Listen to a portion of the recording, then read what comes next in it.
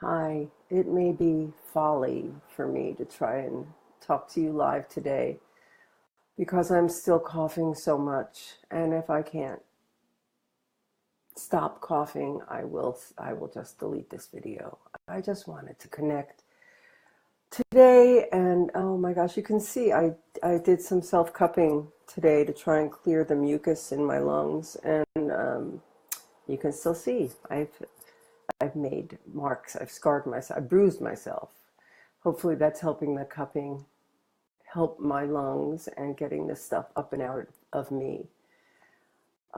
Just briefly, I've been sick almost a week now, a week tomorrow, and with a pneumonia or a bronchitis or something really nasty.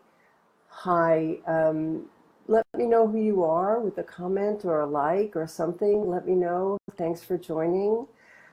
I spent some days in bed, and doing all the happy holistic stuff I could think of, like inhaling steam and taking herbs and drinking thyme tea and resting and sleeping and being miserable. And after 5 days of that, I guess I went to the doctor and I'm on antibiotics now. So the fever's gone, but my breathing's still way impacted. So let's just move on to the topic of this little talk and see if I can get through it. I worry a lot. I'm a human being. I can grab pretty much anything to worry about and make a meal out of it. And I can worry about what's happening to me. I can worry about my finances. I can worry about my health. Hello, hi, let me know who you are. Thank you for joining. I can be overwhelmed by the thoughts that are in my head. But what I'm learning is that whatever it is that you're up against today is just what you're up against today, and the subject matter doesn't really matter. The thing of it, whether it be your finances or your health or your family or your partner or your friendships. Eva, hi. Oh no, this may be folly. I'm going to try. Whatever it is that you're looking at, you're going to, it's natural to feel attached to what you're thinking. It's really natural to feel attached to the worry and the stress and the stressful thoughts and the projections. But here's something I'm learning.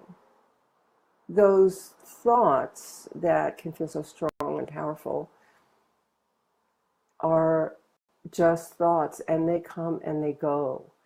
And I heard this story, which was like a smack in the face for me, because I see this in myself all the time, only when I'm in the meat of my misery, I forget about it. And that is, like, she had a very serious flesh-eating parasite infection. And she was in a ton of pain. And she was in pain all the time, except when she would find a good movie to watch. And then for an hour and a half, she wasn't feeling pain. She wasn't thinking about pain. She wasn't worried about the pain. She wasn't worried about her health or her healing or what would happen. So for 90 minutes, those thoughts were not present. And then the movie would end and her mind would go where it wanted to, and those thoughts may arise again. But the point here is that our thoughts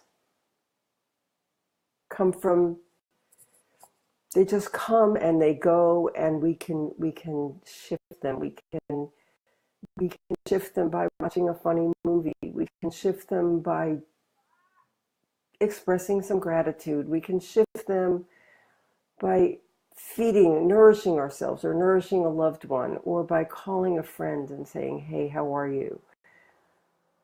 Our circumstances don't define us. This pneumonia, flu, bronchitis, whatever you are that has invaded my body, I don't like you and you scare me, but you don't define me, and it'll pass. It'll pass. It'll pass with my restoration to better health, or it'll pass because it will kill me. One of those things will happen. And in the meantime, what am I going to do? Am I going to sit around and indulge my worry and my stress and the which builds on itself because I have a lot of practice doing this? Or am I going to change? Thank you, Taylin. I'm going to change the, she said, I hope you feel better soon. Thank you. Hear that? We can change our experience. We can rebuild our experience from the inside out by doing something else, by saying something else.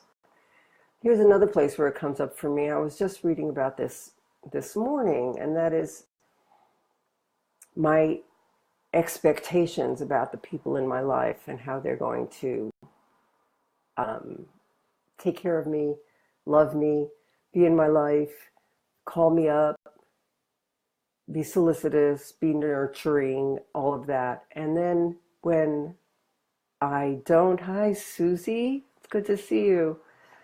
When I don't get what my expectations don't get met, and when do your expectations get met? Then I start tripping on what I think my friends are thinking about me, which is still my thoughts. And boy, I can take myself down some rabbit holes that way. So what do I do in the moment when I've invited 10 people to come spend an afternoon with me and 9 of them have said no, or 7 of them have said no and 2 haven't even answered me? I can indulge my thoughts about what they must be thinking about me and what that means about me, or I can plan to really enjoy the time I get to spend one-on-one with the one person who was able to make it.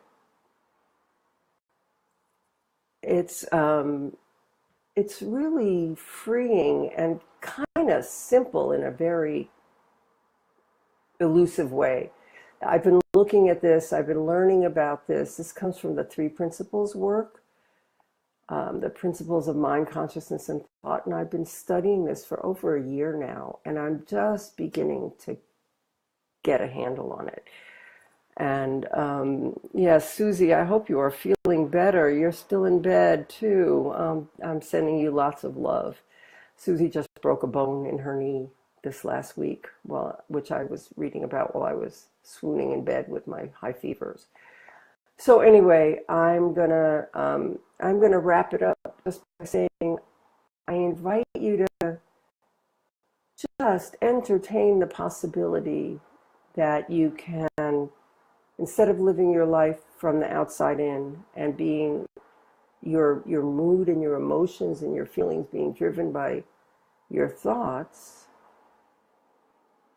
entertain the idea that you can, no matter what your circumstances, live your life from the inside out.